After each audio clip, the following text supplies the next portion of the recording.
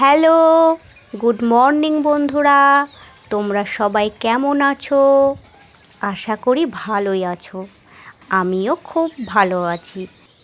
অনেক দিন পর ভিডিও বানালাম, তাও আবার আমার ছোট্ট ছাদের ফুল বাগানে। বাগান বলা যায় কি না জানি না, তবে আমি বাগান করার চেষ্টা করছি। সেগুলোই তোমাদের দেখাবো আমি কি কি গাছ লাগিয়েছি। তো আজকে সকালবেলায় ছাদে উঠে দেখি এত সুন্দর ওয়েদার, ঠান্ডা ঠান্ডা দিন, তাই ভাবলাম আজকে একটা ছোট্ট করে ব্লগ বানাই। এই যে এতগুলো সূর্যমুখী ফুলের গাছ দেখছো, আরও অনেক আছে ওপাশে। কিভাবে সেই গাছগুলো পেয়েছি সেগুলো তোমাদের বলছি। তার আগে দেখে নাও, এটা আমাদের ছাদের পিছন দিক, মানে ঘরের পিছন দিক। ঘরের পিছন দিকটায় পচা পুকুর পড়ে।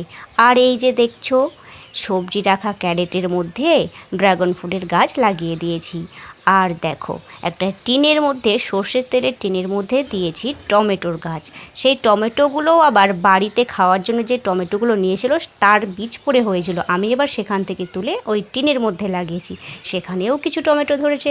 তারপরে দেখো, এই দেখো, এগুলো ঝিঙে গাছ। আমি 5 টাকার করে বীজ কিনেছি জানো, একটা দোকান থেকে 5 টাকা করে। অনেক ধরনের, তোমার শাক, 2 রকম 3 রকম শাক, মূলো, ভেন্ডি, করলা, কুমড়ো, মিষ্টি কুমড়ো, তোমার শশা, প্রায় অনেক 10-12 ধরনের, তারও বেশি হয়তো হবে, সবজির বীজ কিনেছিলাম। সেগুলোই লাগিয়েছি। তো সব গাছ দেখাতে পারলাম না, সব গাছ হয়ওনি, আর কিছু গাছ নিচেও আছে। আর এই যে দেখতে পাচ্ছ, এখানে এবার ফুল গাছ শুরু হলো। এটা কিন্তু রজনীগন্ধা ফুলের গাছ। আর কিন্তু ভেবো না, এটা কিন্তু এই সাদা কালারের শুধু রজনীগন্ধা নয়, এখানে 6 ধরনের কালার আছে। আমি এটা মিশো থেকে নিয়েছি। আর তার সঙ্গে আমি ওই সূর্যমুখীর গাছ দেখছিলে না, সেই বীজ পেয়েছিলাম, 20টা মতো বীজ পেয়েছিলাম, সেখান থেকে চারা করেছি। আর এখানে কি কি কালার আছে বলো তো? লাল, গোলাপি, বেগুনি, সাদা, হলুদ, আর একটা যেন কি কালার বটে। তো সব নিয়ে 6 ধরনের কালার আমি দেখেছি, আর সেটা দেখেই আমি অর্ডার করেছিলাম। প্রায় 132 টাকা না 33 টাকা মতো পড়েছে।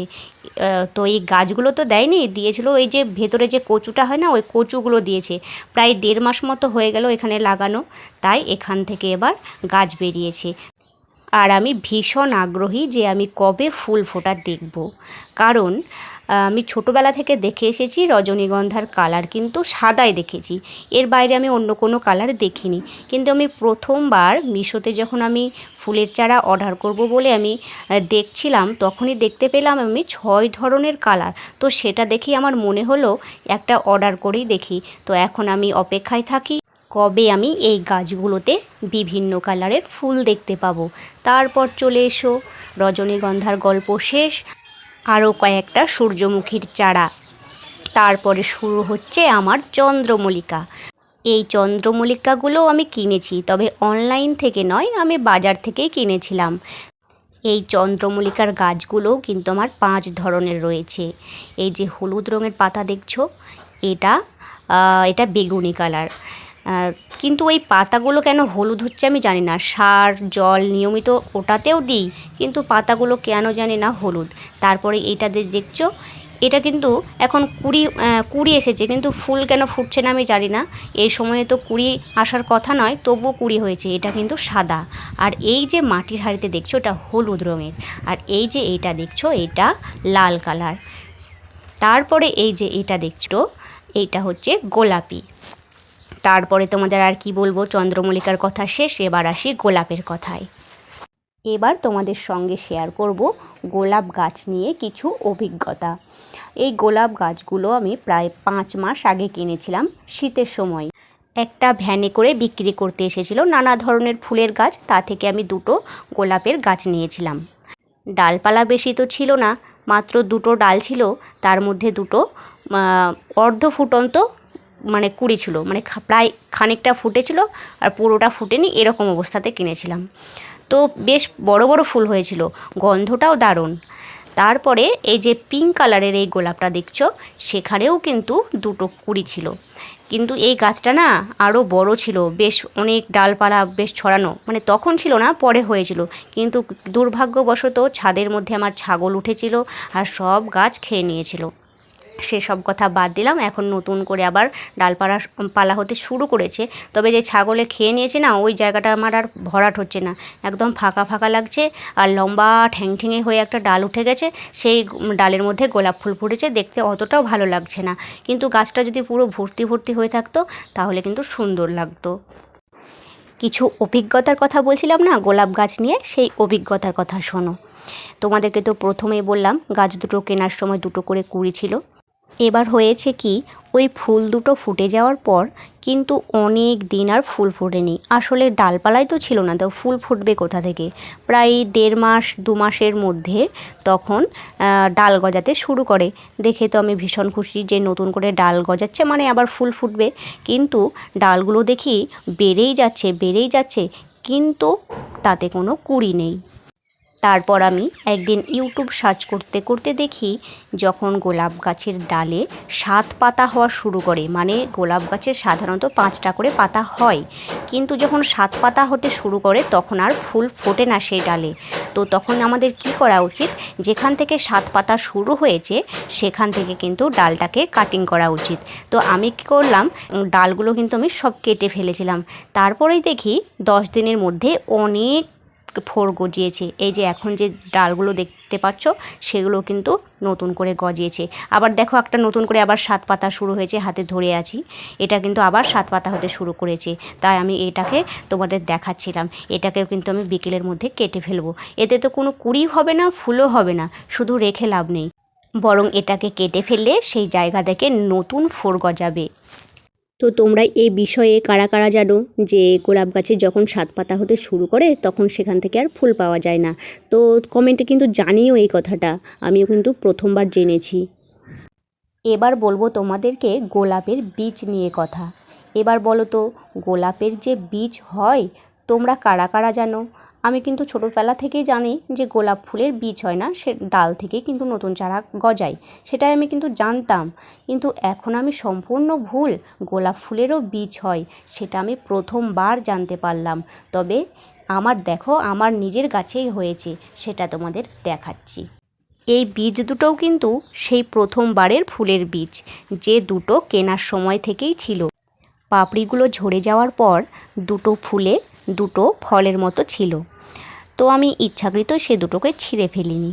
এবার বেশ কয়েকদিন যেতে যেতে দেখি বীজের মতো কিছু দেখা যাচ্ছে। সেখান থেকে আমার মনে হলো এগুলোকে রেখে দিই, যদি বীজ হয়। তখনও আমি কিন্তু জানতাম না যে গোলাপ ফুলের বীজ হয়। এবার এটাও আমি ইউটিউবে গিয়ে সার্চ করে দেখি যে গোলাপ ফুলের বীজ হয় কি না। তো সেখানে আমি বেশ কয়েকটা ভিডিও দেখে বুঝতে পারলাম যে গোলাপ ফুলের বীজ হয়, কিন্তু সব ফুলে নয়, কিছু কিছু ফুলে হয়।